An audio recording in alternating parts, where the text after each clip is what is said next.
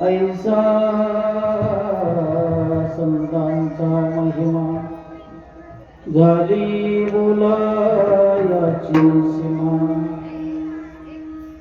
तुका म्हणे देवा तुका म्हणे देवा त्यांची केली पावे सेवा ऐसा संताचा महिमा खाली आवाज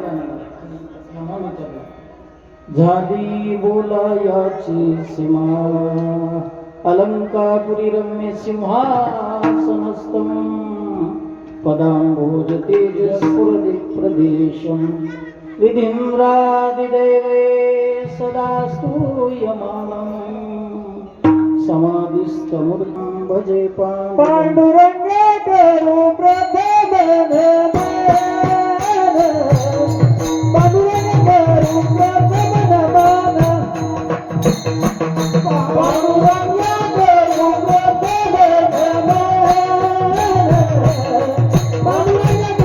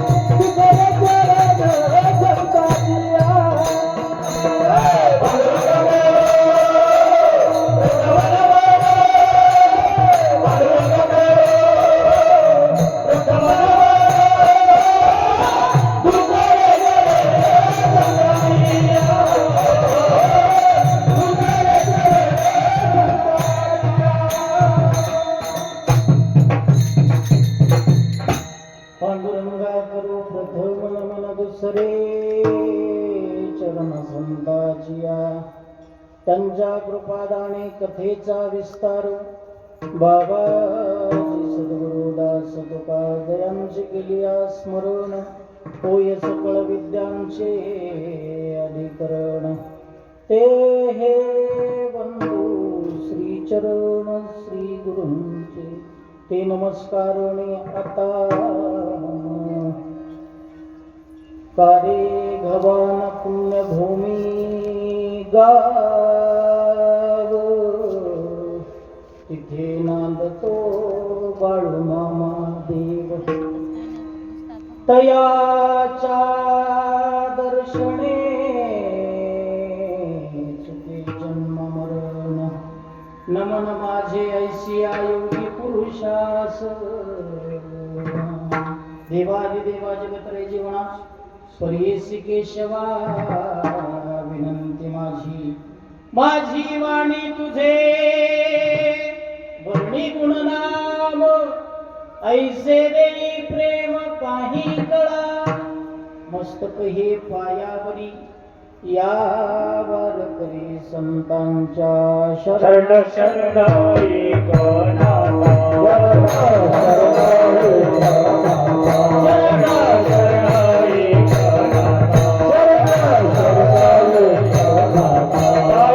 माता देवी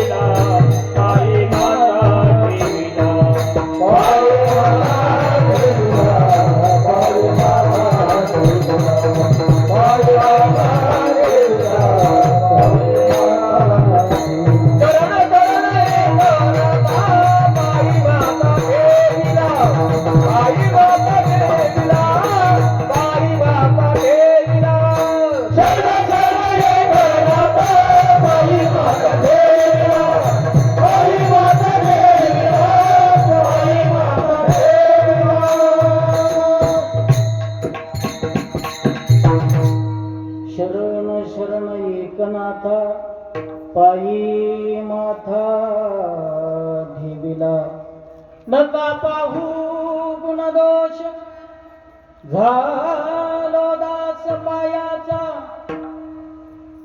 अलिंगन घडे मोक्ष सायुज्यता जोडे ऐसा संतांचा महिमा झाली बोलायाची सीमा. प्रस्तुत प्राप्त प्रसंगी मुक्त कैवल्य तेजोनिधी भगवान पंढरीश पांडुरंग परमात्मा किंबहुना अखिल साधू संतांच्या चरणावरती सेवा समर्पित करण्याच्या हेतूने निवडलेला अभंग महान भगवत भक्त कैवल्य सम्राट पंचम वेद निर्माते वैराग्य राग रसिक असणारे जगद्गुरु संत श्रेष्ठ श्री तुकोबराय यांचा 4 चरणाचा गाथ्यातील अगदी जवळ लांबचा नाही अभंग गाथ्याच्या अगदी सुरुवातीचा अभंग आणि संत महात्म्यांचं काय महात्म्य आहे हे सांगणारा अभंगात शिवेकरता निवडला.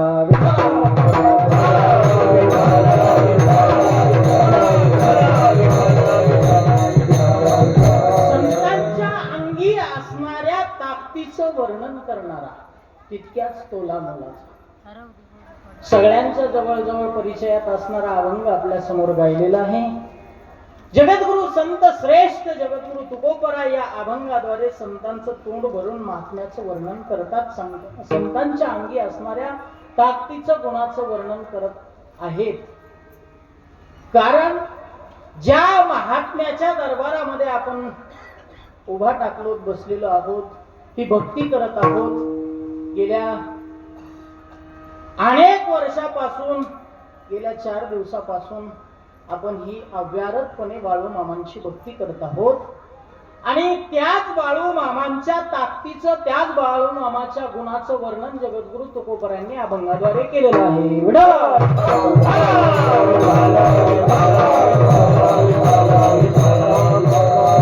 पहिला मुद्दा असा आहे की ज्यांच्या समोर उभा टाकलेला आहोत तेच कळणं कठीण बरं का. ज्या प्रपंचामध्ये आपण रंजलो आहोत ज्या प्रपंचामध्ये आपण गाजलेलो आहोत ज्या भूमंडळावरती आपण अवतार धारण केलेला आहे किंबहुना जन्माला आलेलो आहोत तिथं संत कळणं कठीण फार कठीण आहे महाराज. आपल्याला वाटतं आपल्याला कळाले पण कळत नाही. दुर्दैव यदा कदाचित एखाद्याच्या सद्भाग्यानं जर आपल्याला कळालेच रघुनाथ बाबा तर ते कळालेले संत आपल्याला टिकवता येत नाही. त्यांचा जो सहवास आहे त्यांचं जे सानिध्य आहे ते आपल्याला टिकवता येत नाही. यदा कदाचित कुणाच्या भाग्यानं ते टिकवताच आलं ऐका शास्त्र असं सांगतं एखाद्या व्यक्तीच्या अतिशय आपण जवळ गेलो की शास्त्राची परिभाषा फार गोड आहे. शास्त्र सांगतं एखाद्याच्या जवळ गेल्याच्या नंतर अवज्ञा होते. काय होते? अवज्ञा. अति परिचयात अवज्ञा हे शास्त्राचं वाक्य आहे. शास्त्र सांगतं 2 महाराजाचा जास्तच परिचय झाला की एकमेकाचे काय दिसायला लागतात. बोला बोला बोला गुण आणि पण गुण कुणी पाहतं का? गुण कुणीच पाहत काय दिसायला लागतं? दोष. कारण अति जवळ घनिष्ठ संबंध आलेला आहे. तसं बऱ्याच जणांच्या जीवनामध्ये संत महात्मे मिळतात.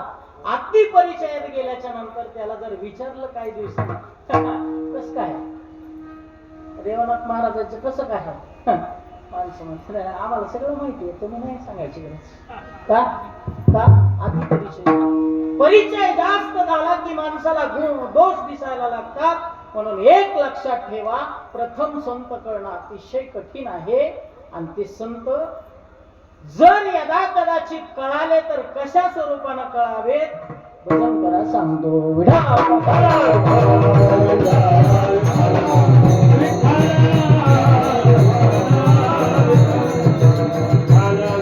संत कळाल्याच्या नंतर माणसाच्या अंतःकरणामध्ये तिळ मात्र सुद्धा शंका बोला बोला बोला राहिली.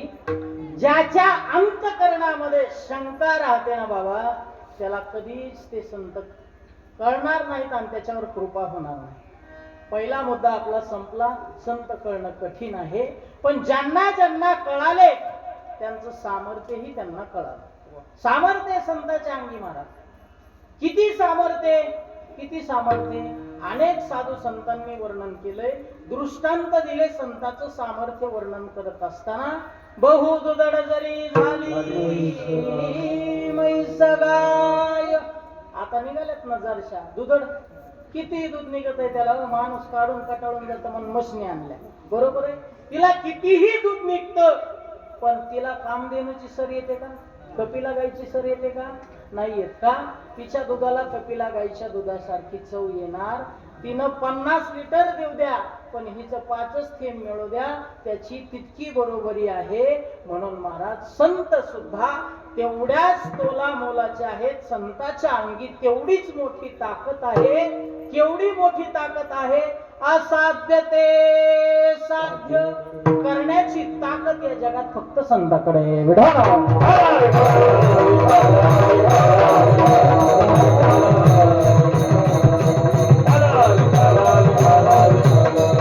ही गोष्ट कधी साध्य होणारी नाही, त्या गोष्टीला साध्य करण्याचं काम संत करतात, कारण त्यांच्या अंगी तेवढी मोठी ताकद आहे, पावर आहे. आणि संतांची पावर संत महिमा वर्णुकी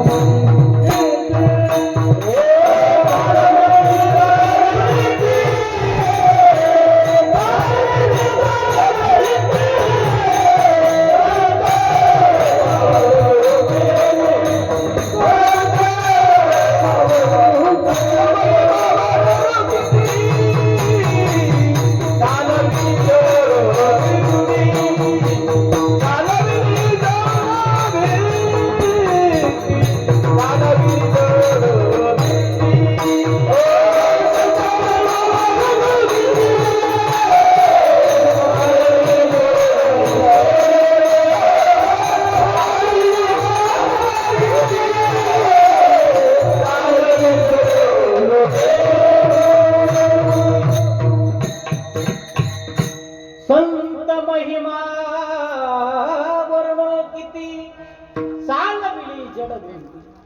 आज जरा बारकाईनं ऐकलं तरच कळलं बरं का. उगच म्हणत नाही जुनं ते सोनं बरं का. मुरलेलं लोणचं खायला कसं लागतं? चांगलं लागतंय का? आणि काल परवाच घातलेलं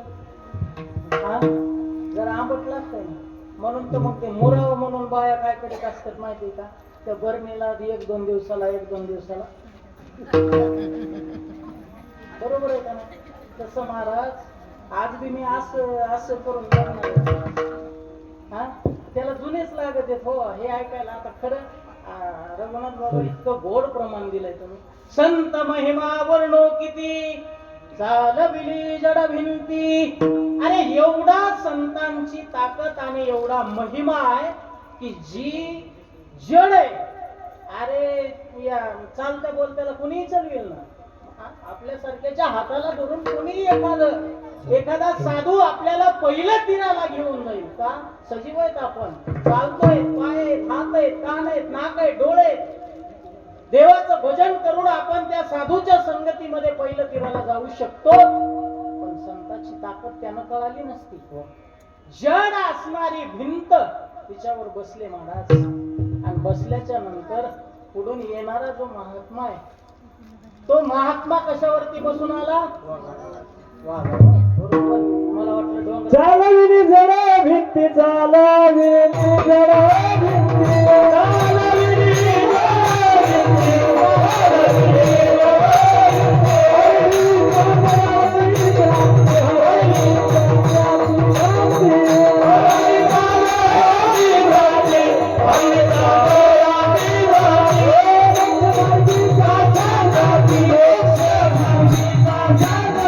Oh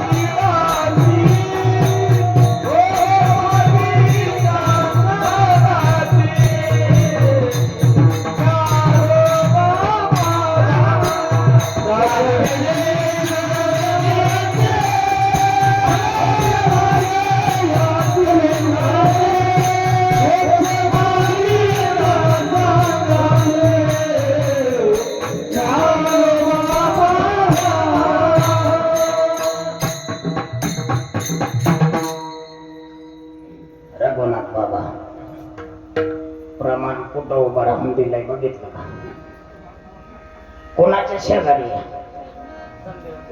आणि प्रमाण काय दिलंय?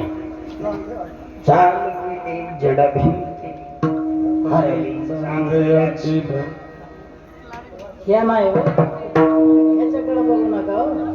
हे चालत चिलर चांगले होय, ते काय चालत चिलर नव्हता, वाघावर बसून आलो. मला वाटलं होतं तुम्ही म्हणता डोंगरातले एक रानडुकरावर बसतो. बरं झालं गपदिशी वाघावर बसून आला, हातामध्ये चालू माणूस. येणारा पुढचा तेवढ्या ताकदीचा माणूस आहे, तेवढ्या मोठ्या वाहनावरती बसून आलाय. ज्या वाघाकडे बघितल्याच्या नंतर, ज्यानं डरकाळी फोडल्याच्या नंतर वनातले सगळे पशु पक्षी भीतात, घाबरतात. आणि त्या वाघावरती बसून आला ज्ञानोबराय. सकाळी सकाळी दात घासत त्या भिंतीवरती बसलेले आहेत. चारी भावंडामध्ये झाली चर्चा. आता येणारा माणूस जर फॉर्च्युनर मध्ये येत असेल तर येणाऱ्याने तसं त्याचं स्वागत केलं पाहिजे ना, बरोबर आहे का नाही? नाही तर फॉर्च्युनर मध्ये आलाय आणि उगं कुठं तरी मळके कुळके कपडे घातलेले, उगं ह्या दात वाकडे तिकडे, तोंड वाकडे तिकडे, हे बाबा छाला केटवून नाही शोभल का ते? त्याला तितक्या ताकदीनं आणायला जावं लागेल, तितकं स्वागत करावं लागेल. मग महाराज ज्ञानोबरायांनी ठरवलं, जर ते वाघावर बसून आलेले आहेत तर आपल्याला सुद्धा तितकी ताकद दाखवावी लागेल. आणि तिच्या पाठीवर हात फिरवला. कुणाच्या? भिंतीच्या.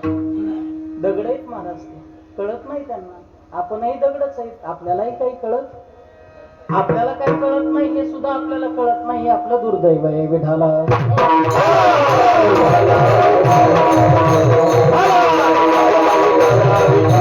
हात फिरवला तिच्यावरती, असा ताकद आहे महाराज. आणि सांगितलं तिला, हे बघ, जर माझं साधुत्व, माझी ताकद जर सिद्ध करायची असेल, चल बाई म्हणले.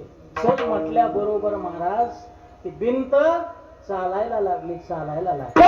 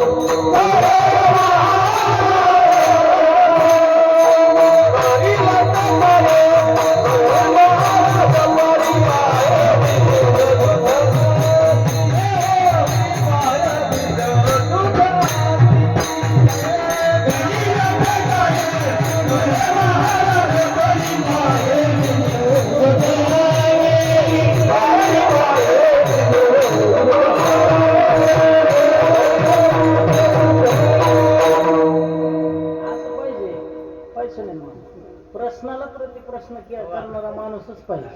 तुमचा ठेका वाजूच असतं तर मा बाबा इकडून त्याच टाकते ना, मजा असते हो, ह्याच्यात खरंच मजा आहे. उगच म्हणलेलं नाही मला. तरणा भाग्यवंत नटे हरी कीर्तनात. का नाही नाचणार हो देव, का नाही नाचणार? असलं झालंच नाचत. आता हे हू चालू झालं, देव तरी कशाला थांबत? देव बी म्हणेल हे हू.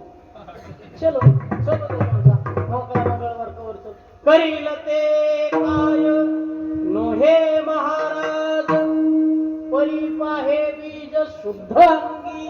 ताकद आहे महाराज ती संतांच्या. ज्ञानोबरायांची दिंडी चाललेली आहे.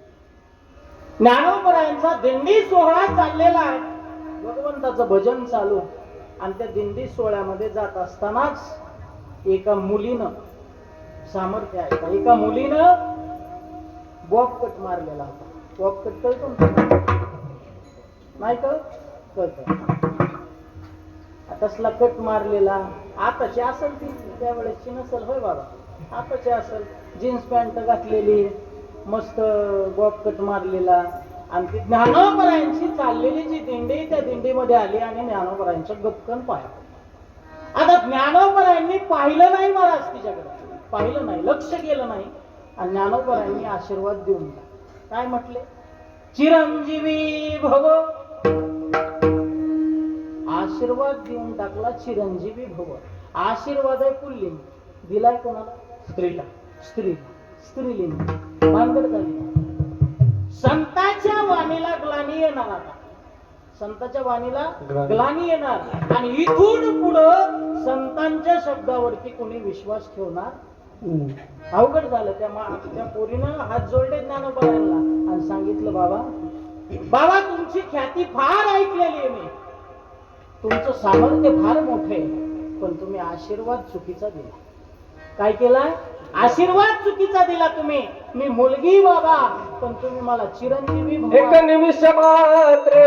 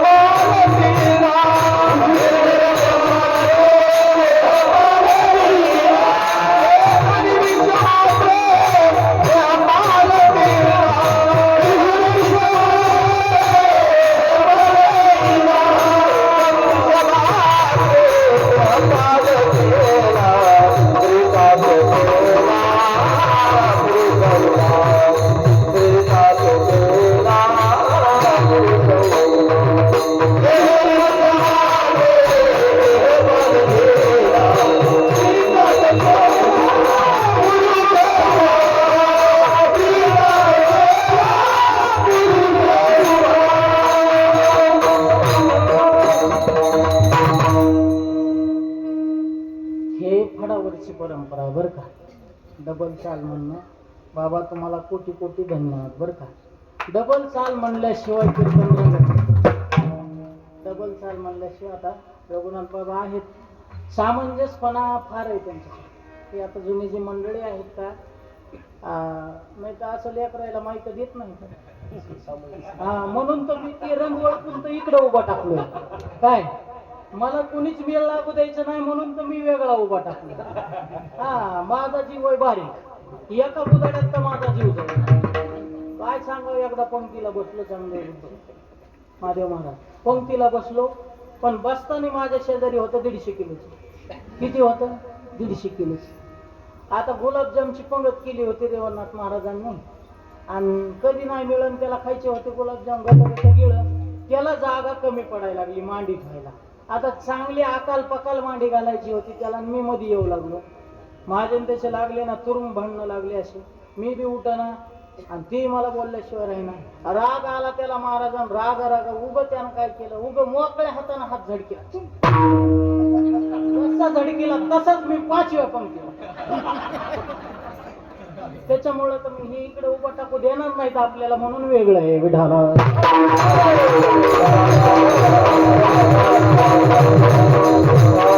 जीही निमिष मात्रे देह पालटिला. ज्ञानोबर आहेत महाराज, ज्ञानोबर आहेत, ज्ञानोबर आहे. ज्यानं योग निर्माण केला ते ज्ञानोबर आहे. योगाची या वाटा जे निघाले ग ज्या योगाला जन्म दिला ते ज्ञानोबर. योगी पावन योगी पावन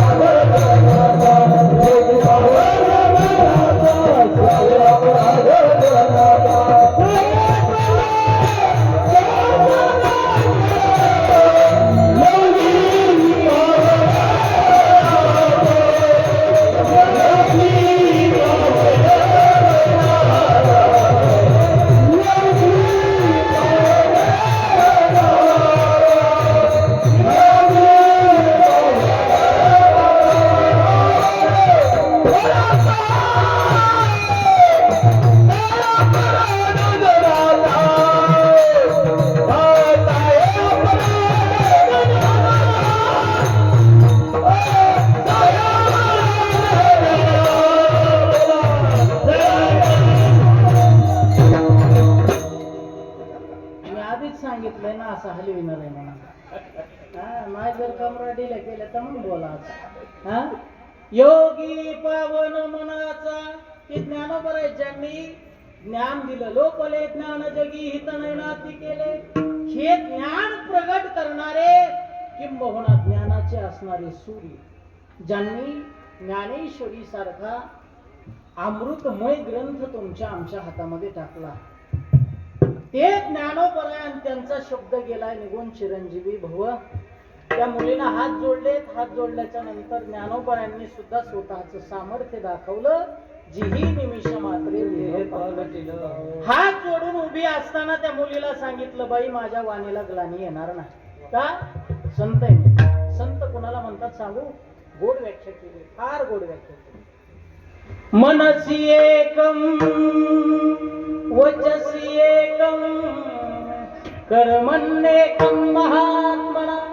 शास्त्रानं व्याख्या केली गोड. मनसी एकम वचसी एकम कर्मण्येकम महात्मना. ज्याच्या मनामध्ये एक आहे तेच वाचे वाट प्रगट होत. म्हणजे मनात जे तेच बोलून दाखवतात. बोले तैसा चाले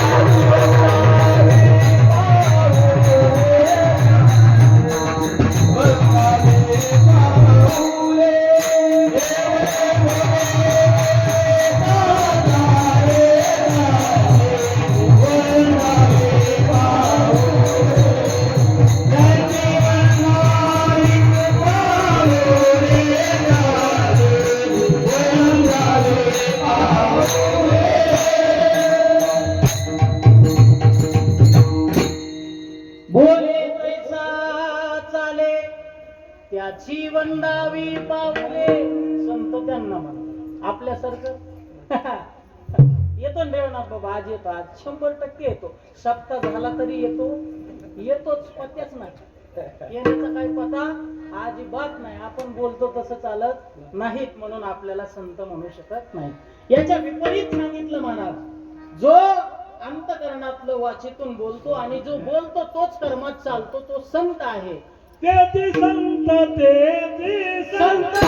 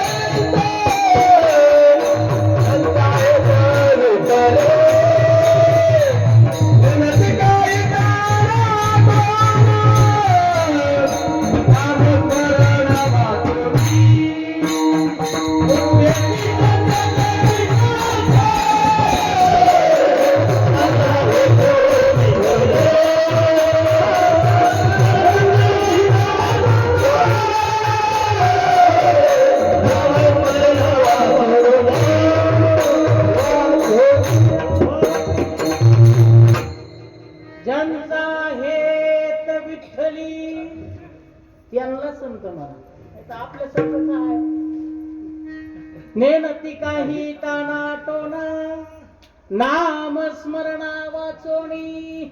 संतांचा उद्देश एकच असतो, भगवंताची प्राप्ती, त्याचं नामचिंतन, एवढा त्यांचा उद्देश असतो. आपला मुद्दा कुठे? निमिष मात्रामध्ये देह पालटतो. आता बरोबर मुद्द्यावर आणले. तुमच्या आमच्यातलेच आहेत रेवणनाथ महाराज. कुठले का? तुमच्या आमच्यातलेच आहेत. साधारण जीवन, साधारण कुटुंब, साधारण सगळं राहणीमान, परंतु कोणाची दृष्टी पडली? कोणाची दृष्टी पडली? बाळू मामाची दृष्टी पडायच्या अगोदर इथं तुम्ही येत होतात का? इथं उभ्या घाई उभं टाकू वाटलं नसतं, एवढा डोंगर विचित्र. परंतु संत कृपा झाली, इमारत रेवणनाथ नावाची इमारत फक्त कृपेनं फळाला आली. विठाला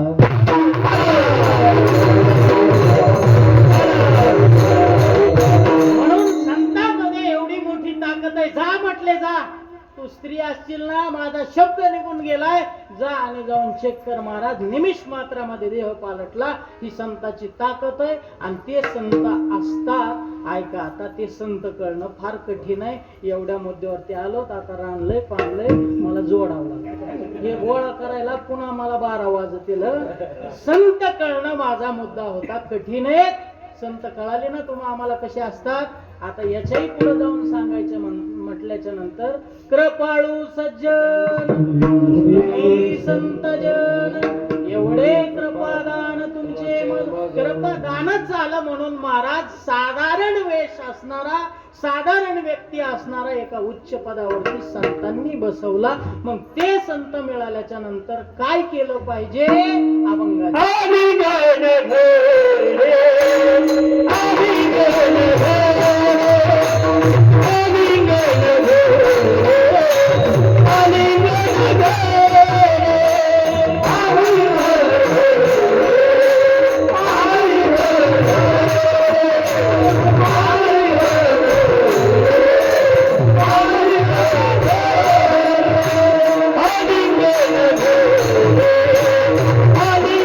Hallelujah.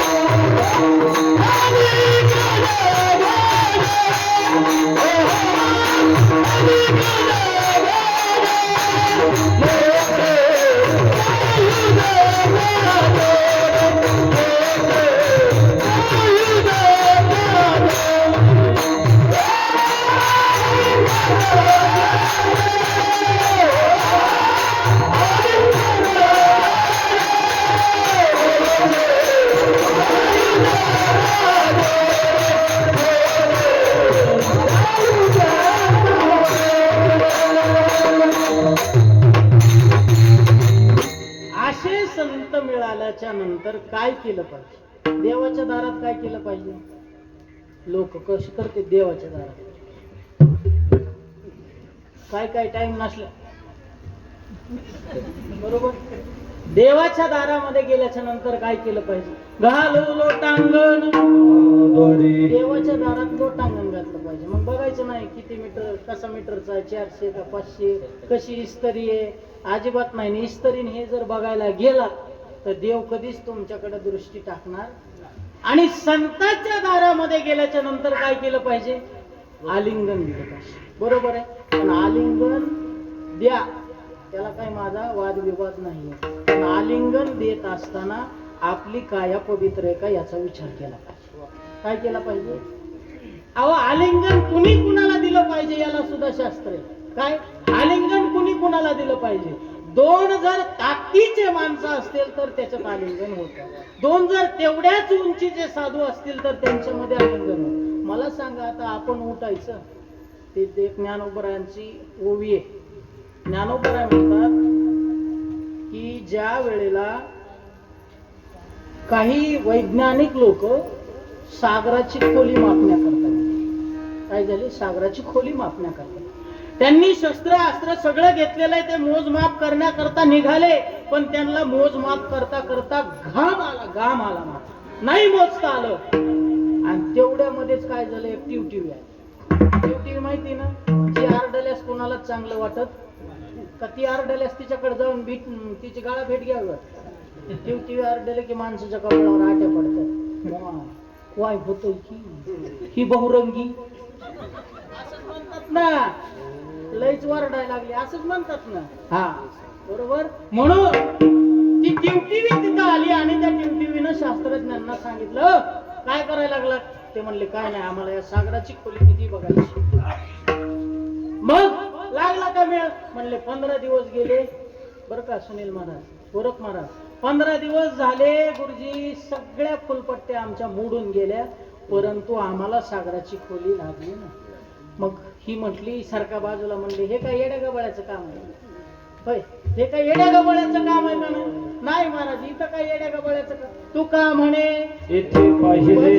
प्रमाण, किंवा तू का म्हणे येथे पाहिजे जातीचे गबाळाचे काम नाही. हा थोडं उठकी जा ना असं शिंगावर, मला बी थोडं गेलं. मग कशासाठी तुम्ही?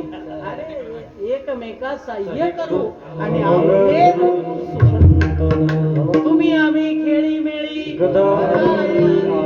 दांभिकता नसली पाहिजे. कीर्तनामध्ये कधीच दांभिकता नसली पाहिजे. आता बरेच जण आले तर दांभिक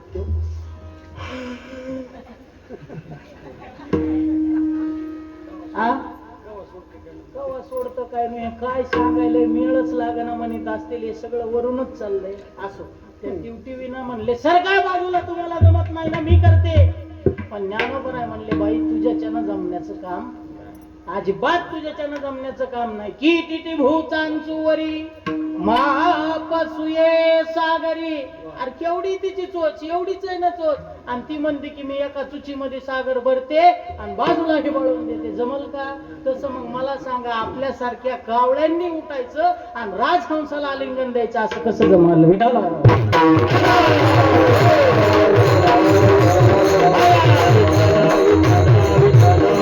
भेटल्याच्या नंतर संतांना आलिंगन दिलं पाहिजे, मान्य. संताच्या आलिंगनानं काय होतं माहितीये का तुम्हाला?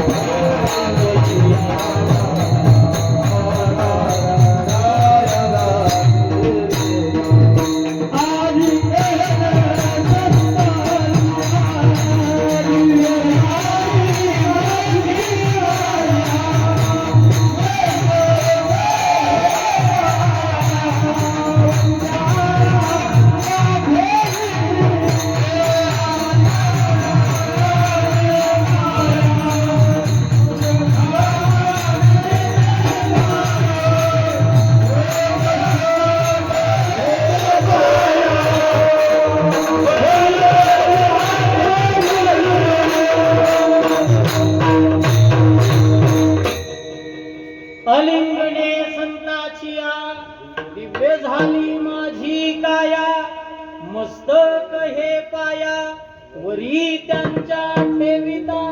काय होतं महाराज, ही काया म्हणजे कसली आहे? कसली आहे माहिती आहे ना? कसलं आहे हे? नाशिवंत देह जाणार सगळं बरोबर, नाचणार आहे, सडणार आहे. बर, सडणारा नाचणारा असू द्या, पण ज्या वेळेला उदाहरण सांगू तुम्हाला, उदाहरण. आता हे स्टँड आहे बरोबर आहे. आता याला हे जोपर्यंत कामाला येतं तोपर्यंत आपण याला यूज करतो, पण ज्या दिवशी याचं काम संपतं याला काय करतो आपण? उचलतो आणि कुठंतरी पाठीमागं हिबाळून देतो, बरोबर आहे. मग आता हे आता चकचकात दिसायला लागले, पण त्याला चालू झालंय बरं का दुखणं, बरं का. ते आता बाबा ह्याला जास्त दिवस झाले बरं का, त्याला दुखणं चालू झालंय, रोग लागलाय, पोट फुटलाय, हे जे आहे ना, हा म्हणजे त्याच्यावर गण चढतो, बरोबर. गण चढतो, गण चढलेलं लोखंड आहे, त्याला कोणी विचारतं का? नाही विचारत, नाही विचारत. परंतु त्या लोखंडाला जर एखाद्या स्पर्शाचा स्पर्श झाला तर त्याचं काय होतं? सोनं होतं. काय होतं? सोनं होतं. माझ्याकडे आहे ना परीस, माझ्याकडे आहे ना परीस, तुम्हाला पाहिजे असला तर घेऊन जा. परीसाचा स्पर्श झाला, इथं कायला बोंबलत आला असतात म्हणाले. तुमच्याकडे जर परीसा असता तर इथं कशाला बोंबलत आला असतात? असं आमचे उबाळे महाराज नाहीत म्हणले, उभं सांगायला लागलो. हे कसं असतंय, हे सगळं तुमचं आहे, पण आमच्यावर घेऊन हिचकायचं असतं. ही खतखत सगळी तुमची आहे, पण उभं आमच्यावर घेऊन सांगतो. परीसाचा स्पर्श झाला की त्याचं सोनं होतं. तसं हे मर्क कुचक नाचक ही काया फार विचित्र आहे महाराज. माणसाच्या देहाचा जितक्या लवकर घाण वास सुटतो तितक्या लवकर जनावराच्या देहाचा नाही. जनावर मेल्याच्या नंतर दुसऱ्या दिवशी फुगत, 2-3 दिवसानं फुगत आणि 4थ्या दिवशी त्याचा वास सुटतो. माणूस मेला की 4च तासात. म्हणून वास त्याचे ते वायू बंद करण्यासाठी नाकामध्ये कापसाचे बोळे घालतात. मग इतकं नाचकं कुचकं असणार शरीर काया, ही जर काया एखाद्या बाळू मामा महाराजांसारख्या संतांच्या शरीराला टच झाली, किंबहुना ही जर काया एखाद्या वेळेला सद्गुरू एकनाथ बाबांच्या सारख्या महात्म्याच्या शरीराला टच झाली तर याचं काय होत असतं? बोला, सोनं होत असतं, सोनं. आणि हीच काया एकनाथ बाबांना टच झाली म्हणून याचं सोनं झालं.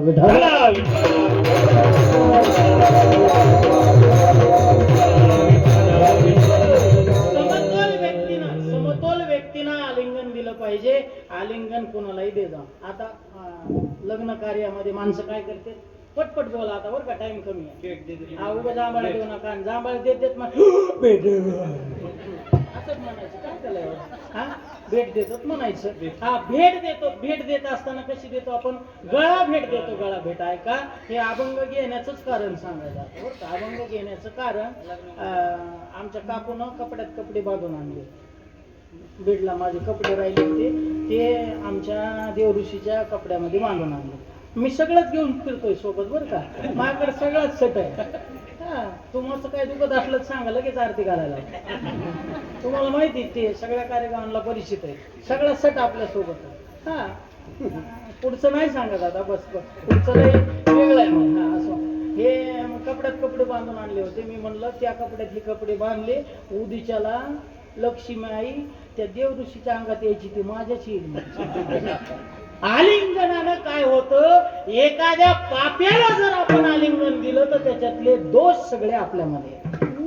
एखाद्याची चप्पल जर आपण घालत असलो तर त्याचं दारिद्र्य आपल्याकडे येतं. एखाद्याचे कपडे जर आपण घालत असतो तर त्याचे संस्कार, त्याच्या अंगाचा येणारा घाण वास आपल्या सुद्धा अंगातून घाण वास सुटायला लागतो. म्हणून आलिंगन देत असताना योग्य व्यक्तीला योग्य ठिकाणी आलिंगन दिलं पाहिजे. संत महात्मे भेटल्याच्या नंतर आलिंगन देत जा. त्यांनी स्वीकारावं आपल्याला. त्यांनी स्वीकारलं, त्यांनी जर आपल्याला आलिंगन दिलं तर ही काया दिव्य होत असते. बजवाट द्याचे आलिंगन द्यावे, बजवाट द्याचे आलिंगन द्यावे, बजवाट द्याचे आलिंगन द्यावे,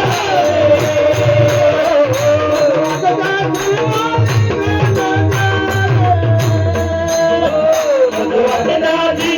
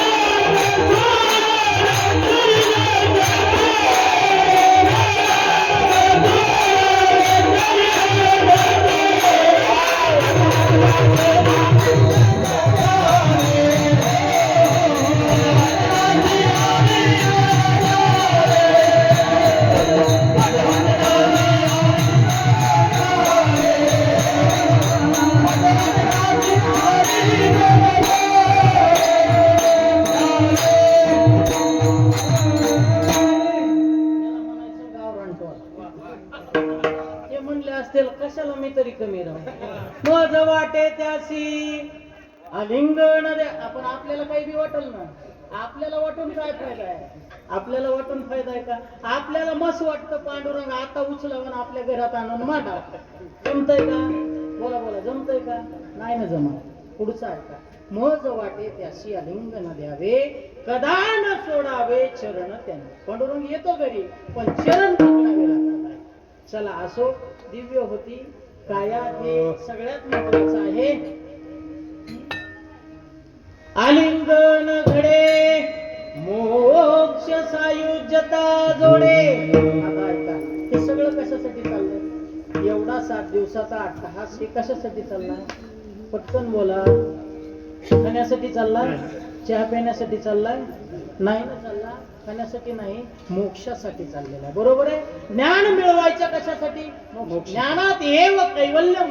श्रुती मातेनं सांगितलं ज्ञानानं मोक्ष मिळतो. ज्ञान मिळवलं मोक्ष मिळतो. हा, कर्म केलं मोक्ष मिळतो. उपासना केली मोक्ष मिळतो. भक्ती केली मोक्ष मिळतो. हा चाललेला अट्टहास फक्त कशासाठी आहे? मोक्षासाठी चाललेला आहे. मोक्षासाठी. प्रत्येकाची तळमळ ही मोक्ष मिळावा म्हणून आहे. कुणी कशानं, कुणी विरोधाभासानं देवाकडे जात असेल, कुणी भक्ती करून देवाकडे जात असेल, पण सगळ्यांचं जाणं एकाच ठिकाणी मोक्षच मिळवायचा आहे. मग आता रात्रंदिवस विना पहारा करायचा, गळा फाटू जस्तोर काकडा म्हणायचा, कीर्तनामध्ये तानू तानू चाली म्हणायच्या. हे मोक्षासाठी चाललंय. पण इथं महाराज तुकोबारांनी सांगितलं त्या मोक्षासाठी जास्त आट्टापिट्टा करायची गरज नाही. आलिंगन घडे. एवढं घडलं की काय होतं? सायुज्य नावाचा मोक्ष मिळतो. तो सायुज्य नावाचा मोक्ष हजारो वर्षानं जो पुतनेला दिला तोच यशोदेला दिला आणि तोच आपल्याला आलिंगनातून मिळतो. विठाला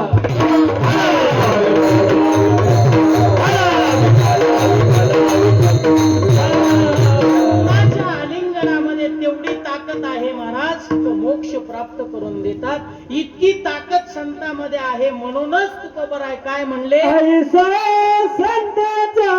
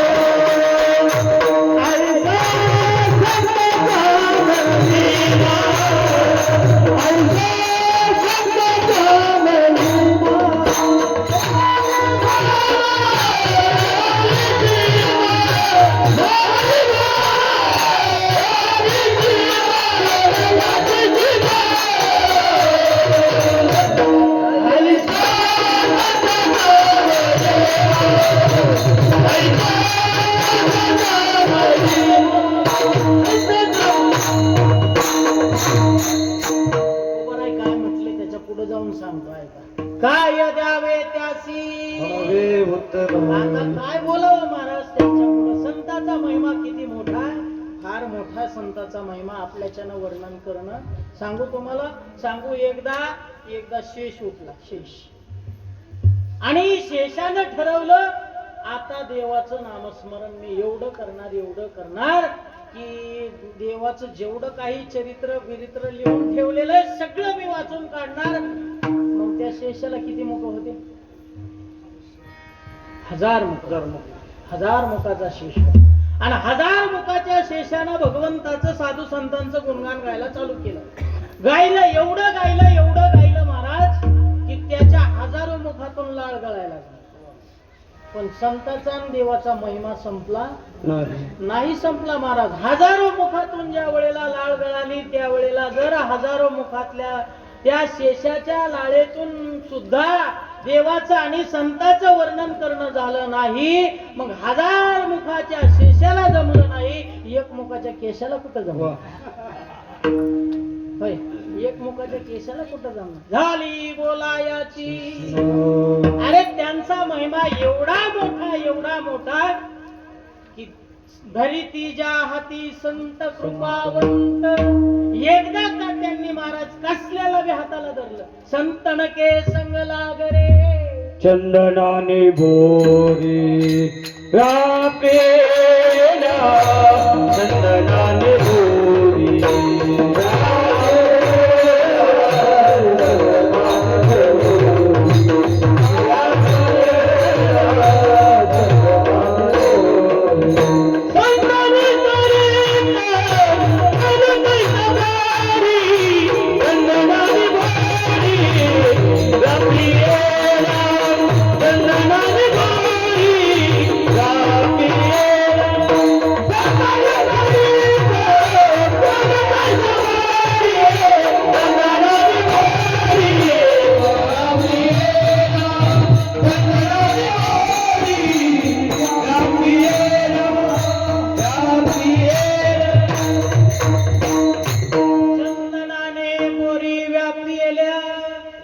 संत महात्म्यांनी महाराज आपल्या गुणानं सामर्थ्यानं सगळ्यांचा उद्धार केला.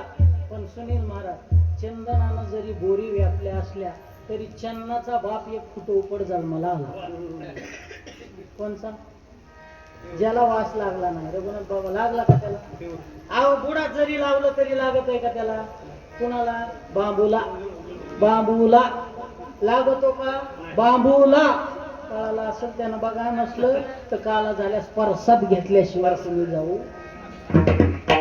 बांबूला ऊन लागला नाही का?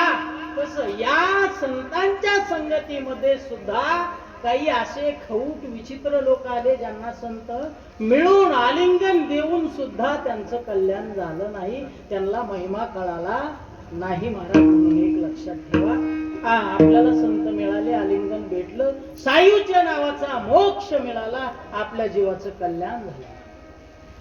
बर ठीक आहे, संताची ताकद किती मोठी आहे आणखीन वर्णन करत असताना वर्णन केलेलं आहे. संताची एवढी मोठी ताकद आहे तुम्हाला सांगतो, गंगेमध्ये जर नुसतं स्नान केलं तर गंगा काय करते? गंगा पाप धुवून टाकते. पण कोणतं पाप धुते माहिती का तुम्हाला? नाही तर लगेच लय लोक चतुर आता इथून पुढे लय असं कणाकणच उचलित बरं का. कसं सांग का? एकदा मी कठीण करायला गेलो.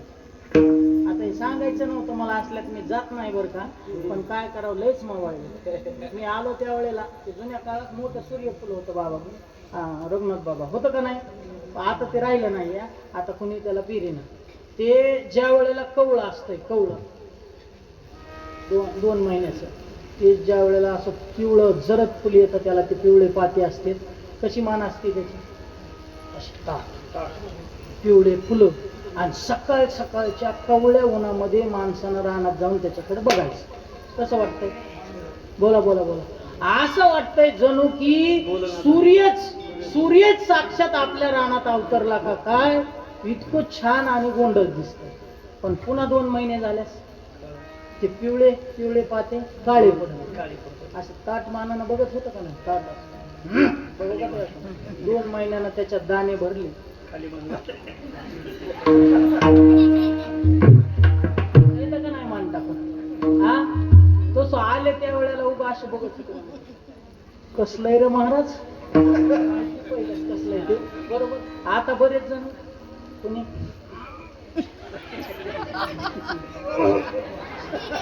बरोबर आहे का?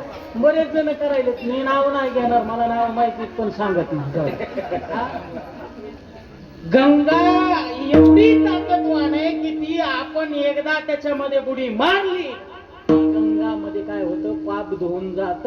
पण जे नकळत झालेलं पाप आहे ते बरं का. नाही तर तुम्ही म्हणताल आता इथून कीर्तन सुटल्या सुटल्या लोकांच्या वळईच्या 2-4 पेंड्या चोरून नेलेलं पाप सुद्धा उद्या एकादशीला पंढरपुरात धुतल्या जातं. चुकीचा भ्रम आहे, धुतलं जात नाही ते पाप इतकं वक्तय. तुम्ही चंद्रभागेत बुडाला की ते वरी गुंगत. तुम्ही डोंगरातले तुम्हाला माहिती बघा, कोत्या मोहळ असतो, कोत्या मोहळ रानातून येताना ते माग लागत नुसतं माणूस असं कधीच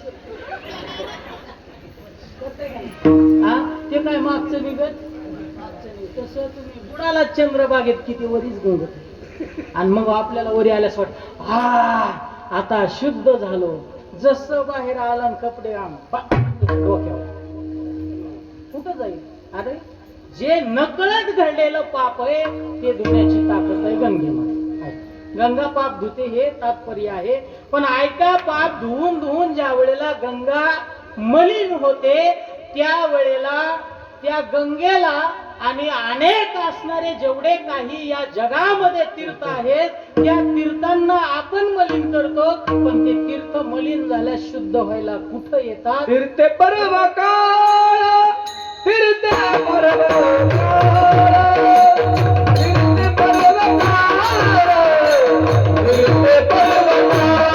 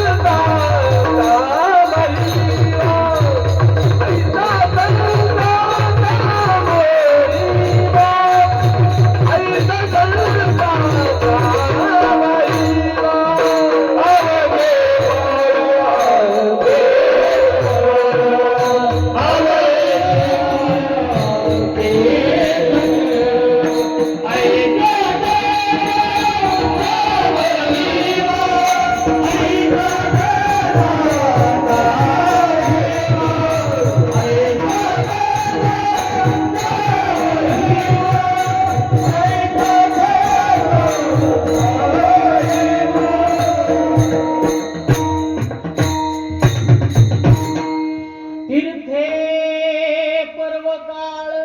अवघी पाया पे ते मलिन झाल्याच्या नंतर महाराज कुठे येतात. संतांच्या चरणाजवळ येतात आणि स्वतःला शुद्ध करून घेतात. म्हणून तर संत महात्मा संत चरण रोज लागता सहज, त्यांच्या पायाखालची माती जरी मिळाली का तरी सुद्धा आपलं जीवन उद्धरून जाऊ शकतं. ऐसा संताचा महिमा, एवढा मोठा संताचा महिमा आहे महाराज. त्या महिम्यापुढं आपण बोलणं म्हणजे त्या टिवटिवी सारखं किंबहुना काजव्यानं सूर्याला उजेड द्यायला गेल्यासारखं अशी गत होऊ नये म्हणून महाराज संतांचा महिमा फार मोठा आहे. संत दरबारामध्ये आपण बसलेलो आहोत. संतांच्या चरणाजवळ एकच विनंती करू, मायबाप तुम्ही कसे आहात. तुम्ही संत मायबाप कृपावंत, तुम्ही कृपावंत आहात. आम्हाला जन्म घेऊन घेऊन थकवा आलेला आहे. जन्म सुखाचा नाही, मृत्यू सुखाचा नाही, मिळालेला संसार सुद्धा सुखाचा नाही. या संसारामध्ये मिळणारं सुख जे आहे नाशवान आहे. आम्ही भुकेजलो आहोत मोक्ष सुखाला. कशाला? मोक्ष सुखाला भुकेजलेलो आहोत. आम्हाला ते मोक्ष सुख पाहिजे. पण तुम्ही जोपर्यंत आमच्याकडे पाहणार नाही तोपर्यंत ते आम्हाला मिळणार. कृपा कटाक्षाने हारी आपल्या म्हणजे ते कोण्या पदावर आहे, कोण्या पदावर आहे? मोक्ष पदाच्या वरच्या बर का. संत महात्मे कुठे आहेत? मोक्ष पद तुच्छ. आता ते पुढचा भाग आहे, वेगळा भाग आहे. पण मोक्ष पदाच्या पुढेही जी ताकद आहे तिथपर्यंत संत पोहोचलेले आहेत. म्हणून देवाकडे विनंती एकच करायची, देवाला हात जोडून, साधू संतांना हात जोडून एवढंच म्हणायचं की आमची एकच इच्छा आहे. नाही तर आपण म्हणतो ना 25चं नारळ 40ला झालं, 40 वाला नारळ घेतो, घेतले तर फुलं घेतो, नाही तर तड तड तड तड देवाकडे जातो. एवढी पुडीमध्ये साखर बांधलेली असती, पुडी खोलतो, नेलेली असली एखादी उदबत्ती तर तेवढी पिटून कुठं खवतो, कुठं मारुतीच्या बोटा, इकडं तिकडं बघत नाही, त्याच्या बोटातच खवतेत माणूस. त्याला काय वेदना होत असतील हे तरी विचारतात. थोडीशी साखर दाखवतो, नारळ कुठं फोडतो, कुठं फोडतो, इथं फोडू नका म्हणल्यास तर खोडीनं तिथंच फोडतो. काय येथे नारळ फोडून लिहिलेलं असतं, तिथं जाऊन घाण बघा किती असतं.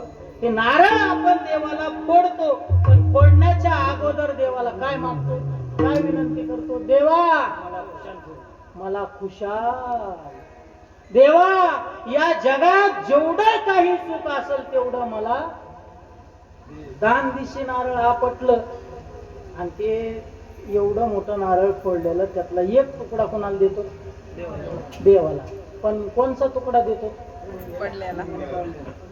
जे आपटीतानी उडून कुठं जातंय, सगळे नारळ पडलेली जी घाण असते का, त्या पाण्याचा वास घाण येलेला असतो, त्याच्यात पडलेलं उचली ते कुठं कुठं लोळलेला आहे, कुठं कुठं बसलेला आहे, नाही तर गामजाला पुशीत दिवसभर त्या गामजाना शेंबोड पुसलेला त्याला पुशीत आणि देवाला ठुकला आणि मागतोय तर काय विश्वाचं सुख त्याला मागत. बरं फोडता फोडता नारळ जर जास्त दिवस दुकानात राहिलेला असलं तर बाद दिशी त्याच्यातून बेंदाळ बाहेर. देवा पावलं रे, काय बेकार खुडीचे रे आपण. नासक निघालं की देवाला पावलं म्हणतो, आणि चांगलं कवळं निघालेलं मस्त असं चमच्यानं काढून काय वागा परसाद लेकरायला देतो. अरे काय सांगत होतो मी, किती महाराज मेल्याच्या नंतर नीट व्हायचे ते तरी सांगा मला.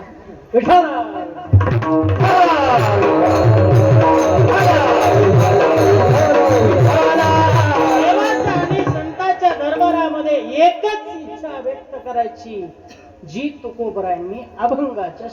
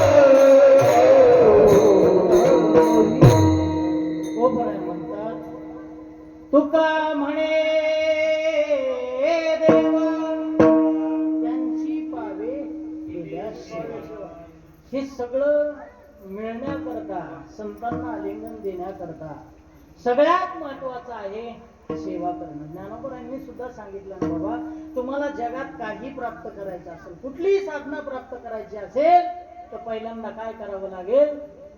तेथ सेवा हा दारवंटा.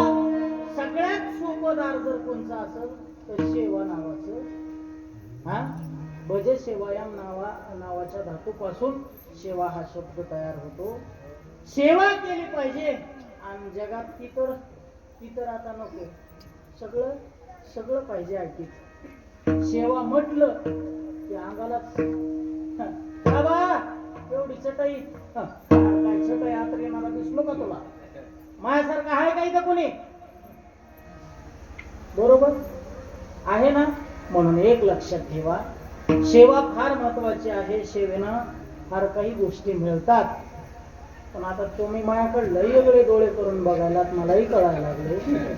काय मग तुलाच काय गडा उठलाय का म्हणणार आहे तुम्ही? मला माहिती करतोय समजणेवाले तो इशारा काढते. तुमच्या नुसत्या बघण्यातून ओळखीतो. सेवा शब्द काढण्यापासून थोडे मोठे करायला लागले. विषय असा आहे की बाबा ज्याची आपण सेवा करायला त्यानं करून मी घेतली पाहिजे.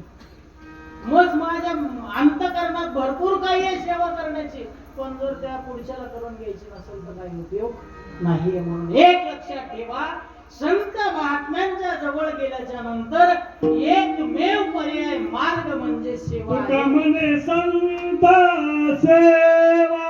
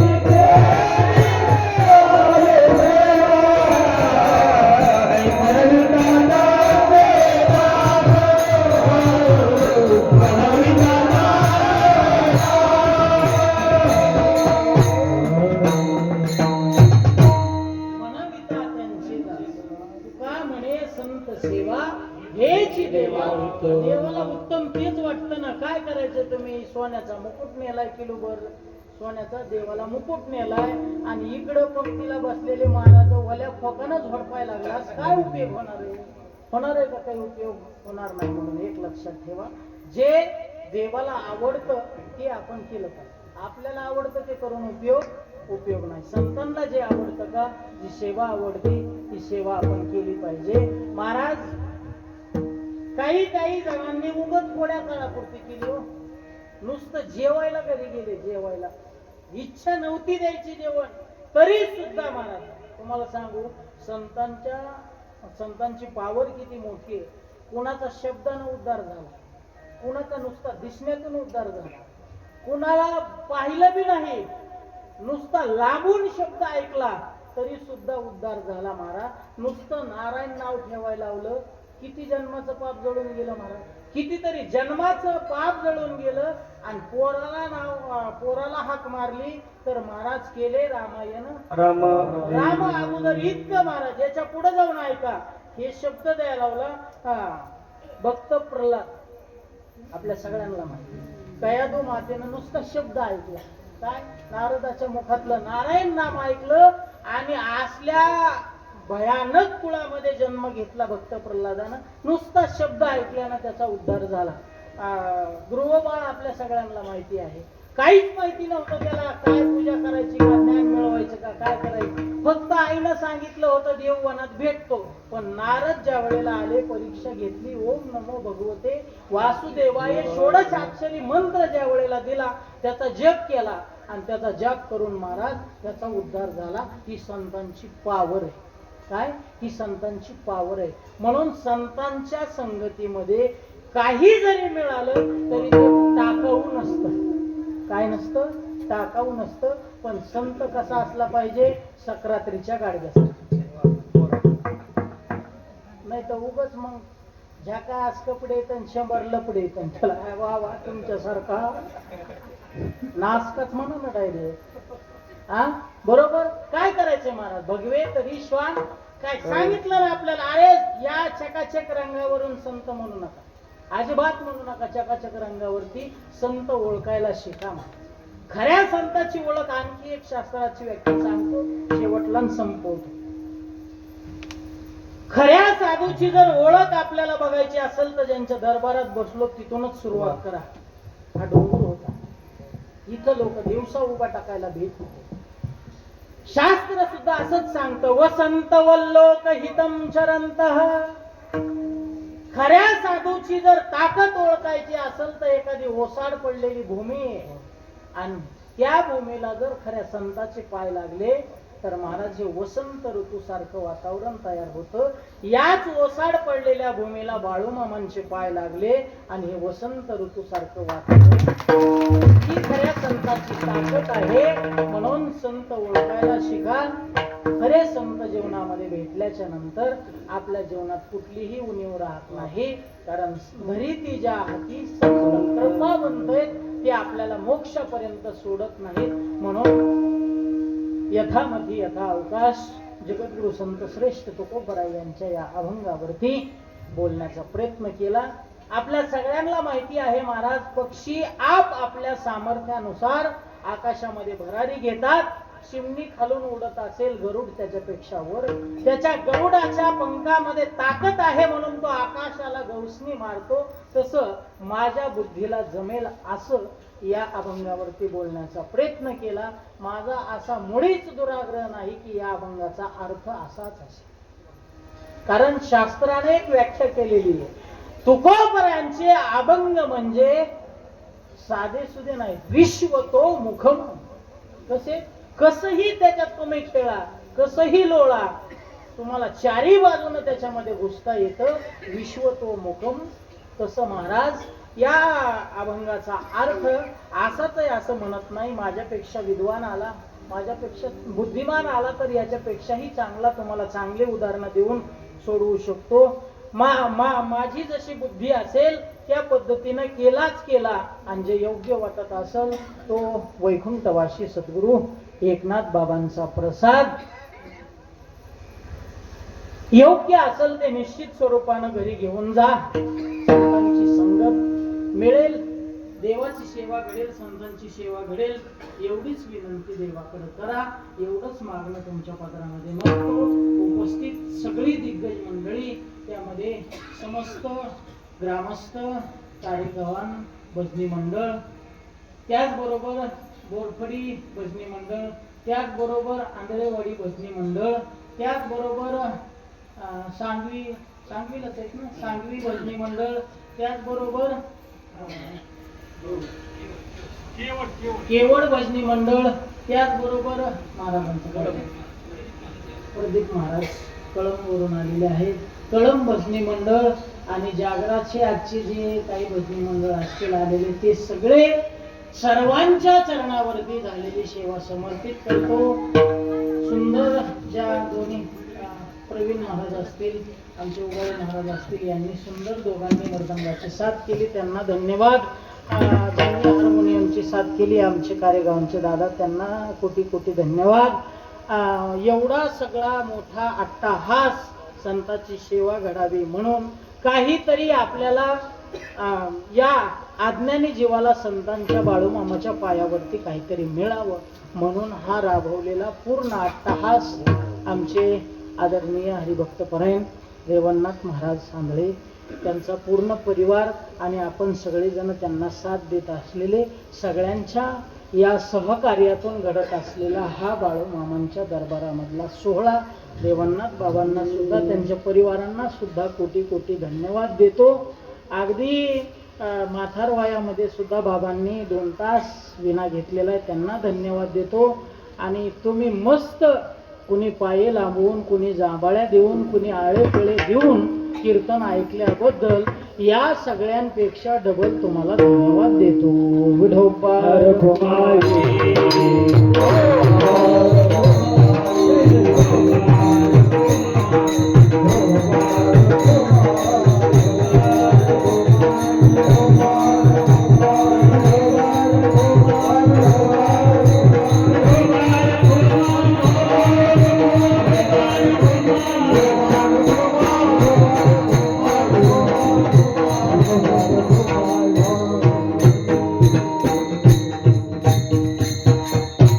बोलिलेले कुरे वेडी वाकुडे उत्तरे करा क्षमा अपराध महाराज तुम्ही सिद्ध. या न्यायाला अनुसरून किंवा बालक बापाची ये ताटी गे आणि बापा त्याची जे मुलागे की तू संतोष लेने लेगे मुखची उडवी. या न्यायाला अनुसरून तुमचंच लेकरू आहे असं समजा. सांगू कसं? सांगत नव्हतं मी, बंद केलं तर सांगायचं, पण सांगतो. ज्या माईला 4 लेकरं आहेत तिनं मला 5वं म्हणायचं, जिला 3 आहेत तिनं मला 4थं मानायचं म्हणजे माफ करण्याचा विषय संपला. जिला 2 आहेत तिनं 3रं मानायचं म्हणजे माफ करण्याचा विषय. जिला 1 आहे तिनं 2रं मानायचं म्हणजे माफ करण्याचा विषय संपला. आणि ज्याला कुणीच नाही त्या मायमाऊलीनं कीर्तन संपलं की वटी पसरायची आणि ह्या पठ्ठ्याला वटीत घ्यायची. पण ऐका ना, सांगायला कशामुळं घेतलंय बाबा, गुरुजीने आधीच घेतलंय आणि नुसतं घेऊन उन्हाच्या कहाट